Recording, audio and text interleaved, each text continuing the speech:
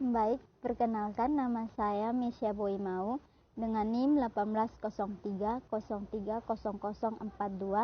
kelas A, semester 6, jurusan Sosiologi, Fakultas Fisip, Universitas Nusa Cendana. Hari ini saya akan membahas buku ketiga dari Sosiologi Politik yang berjudul Feminisme di Wilayah Nordik, Neoliberalisme, Nasionalisme, dan Kritik Dekolonial. Langsung saja. Kontekstualisasi feminisme di Nordik, wilayah neoliberalisme, nasionalisme, dan kritik dekolonial. Lanskap politik gender Nordik telah berubah secara dramatis dari tahun 1930-an dari film Semi-Blood to the 2010 of the Other Side of Hope. Pelembagaan bagian-bagian dari gerakan feminis dan perempuan gerakan di negara-negara Nordik telah menjadi sentral pertanyaan seputar strategi kerjasama yang relevan, resiko dan apa bentuk perlawanan terhadap negara dan organisasi internasional harus diprioritaskan oleh politik dan penelitian feminis. Topik tentang seksualitas, etnis, ras, kewarganegaraan, dan agama pindah dari periferal ke gerakan feminis menjadi pusat politik. Ini telah mengubah lanskap politik di wilayah Nordik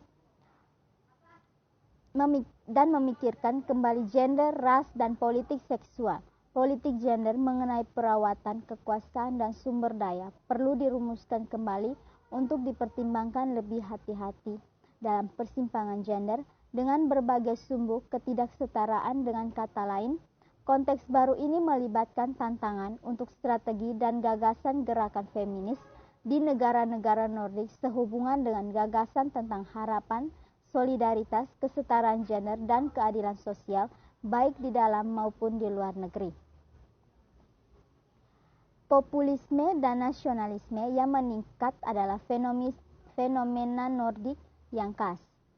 Kami mengakui perlawanan terhadap feminisme di wilayah Nordik saat ini yang sepadan dengan belahan dunia lainnya. Graf terlibat dalam diskusi tentang peran pemahaman budaya gender dan seksualitas sebagaimana diartikulasikan oleh hak global. Mereka mengidentifikasi tren serupa di berbagai belahan dunia dengan alasan bahwa anti-feminisme adalah nilai sentral dari hak global dan penting untuk bagaimana itu memobilisasi dukungan. Peneliti lain telah menunjukkan perlunya perbedaan menggabungkan antara proses neoliberalisme yang saling terkait, sayap kanan populisme, dan konservatisme gender, serta untuk mengidentifikasi lebih jelas pengaruh berbagai aktor dan agenda mereka yang beragam. Namun, ada sedikit eksplorasi komprehensif tentang bagaimana resistensi feminisme atau interpretasi kesetaraan gender bekerja dalam konteks yang berbeda di seluruh wilayah Nordik. Kami berpotensi menghubungkan studi anti-feminisme seperti itu dengan studi yang mana menempatkan feminisme sebagai hegemoni dari waktu ke waktu dan menganalisis apakah anti-feminisme menargetkan semua feminis atau mengisolasi dan mengkambing hitamkan jenis tertentu seperti feminisme antirasis, pasca kolonial, atau queer.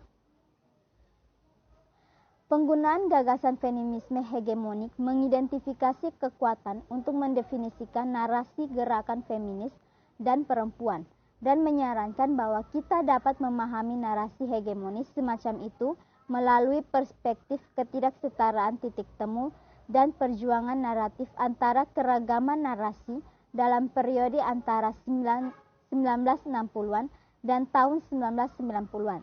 Sering disebut feminisme gelombang kedua, hegemoni feminis narasi di wilayah Nordik mengiringkan narasi antirasis feminis, feminis queer, dan feminis pribumi.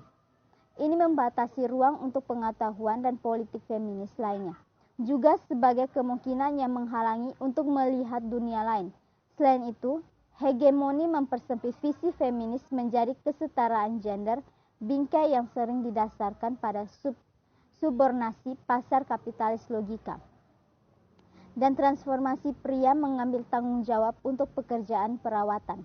Dalam memahami feminisme sebagai penanda pengembang dalam volume ini, Kami mencoba untuk mengeksplorasi bagaimana feminisme sebagai sebuah ide, proyek, dan lain-lain, dan komunitas yang dimiliki, diproduksi, dan diberi makna oleh aktor di dalam dan di luar feminisme. Tetapi juga bagaimana feminisme dilakukan di atas dalam konteks yang berbeda di wilayah Nordik. Rezim kesejahteraan Nordik telah mengalami banyak perubahan dekade. Sebagai akibat dari kebijakan neoliberal dan sampai batas tertentu untuk tindakan penghematan, negara kesejahteraan dan masa depannya adalah feminis sentral.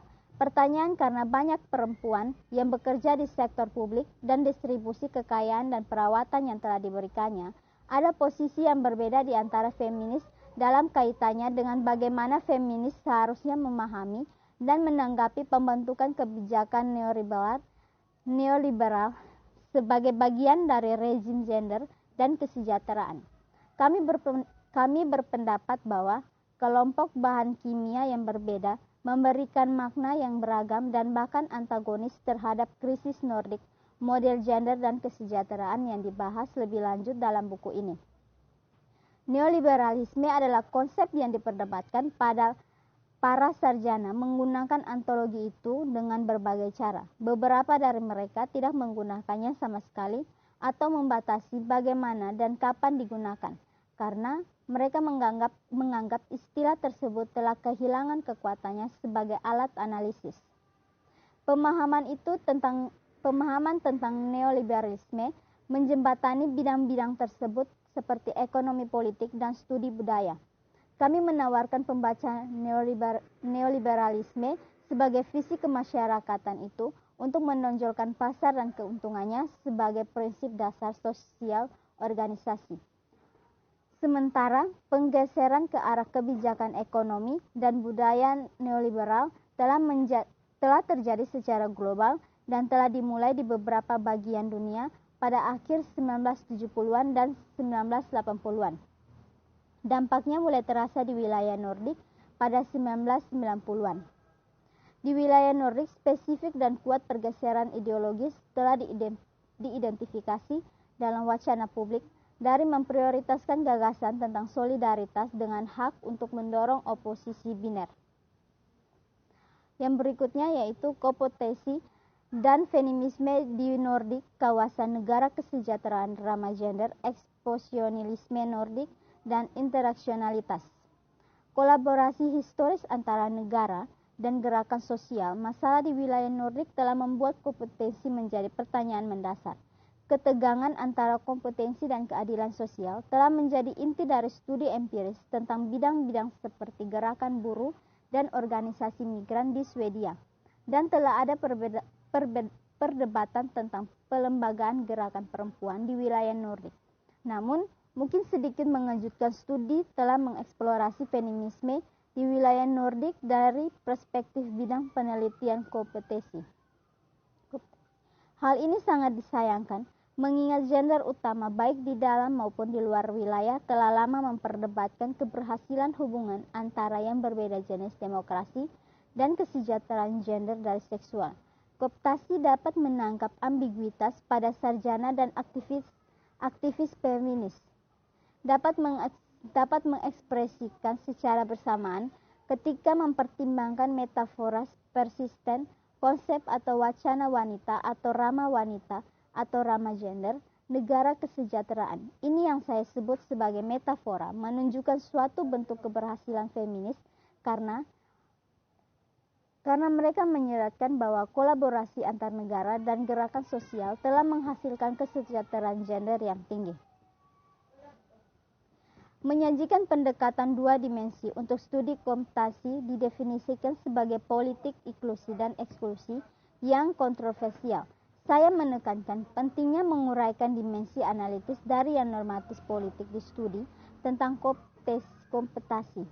Feminisme adalah komunitas yang memiliki ide dan proyek politik, dan adegan demikian itu adalah penanda pengembang titik temu dan hubungan kekuasaan yang tidak setara di antara para feminis yang didefinisikan sendiri dapat mempengaruhi kapan dan bagaimana politik inklusi dan eksklusi menjadi kontroversial, termasuk siapa dan apa yang membuat politik ini kontroversial. kapan dan di mana. Pada saat yang sama, pertanyaan politik normatif tentang mengapa, apa, di mana, bagaimana, dan kapan inklusi dan eksklusi dalam feminis politik menjadi kontroversial dalam kasus tertentu sangat krusial.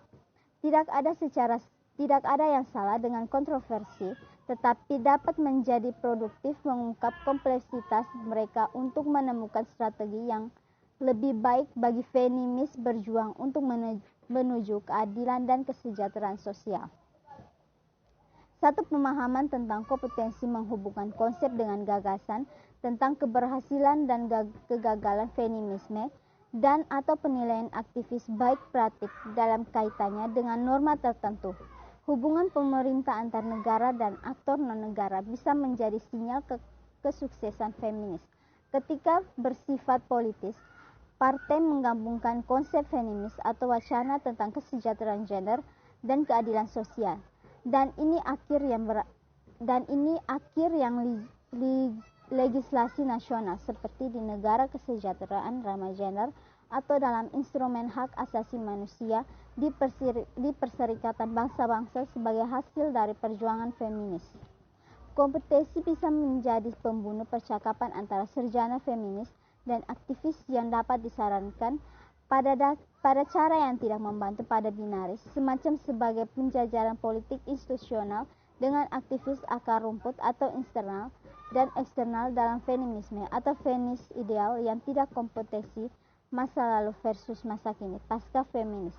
Biner semacam itu dapat menghasilkan nostalgia, cara berpikir ke belakang tentang aktivis feminis yang dapat mengasingkan untuk tujuan mobilisasi. Baik, cukup materi yang saya bawakan. Sekian dan terima kasih.